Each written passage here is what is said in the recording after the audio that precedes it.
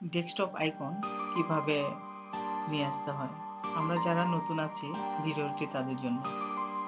আমরা যারা ডেস্কটপ কিংবা ল্যাপটপ কিনি তারা সাধারণত উইন্ডোজ দেওয়ার পরে এই ডেস্কটপ আইকনটা হাইড হয়ে থাকে, এটাকে আমরা খুঁজে পাই না। তো এটাকে আনার জন্য আমরা প্রথমে মাউসের রাইট বাটন ক্লিক করব এবং পার্সোনালাইজে ক্লিক করে নিব।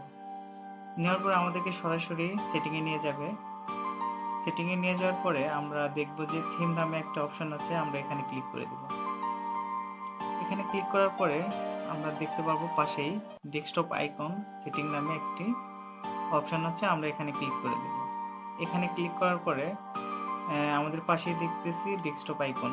এখানে কম্পিউটারটা সিলেক্ট করে দিব এবং অ্যাপ্লাই ক্লিক করব। ক্লিক করার পরে ওকে করব। তারপর আমরা এখানে ক্লোজ করে দিই, দেখি আইকনটা আসলে কি না। হ্যাঁ, এই তো চলে আসছে। এই আইকনটাকে আমরা ধরে উপরে নিয়ে যেতে পারি।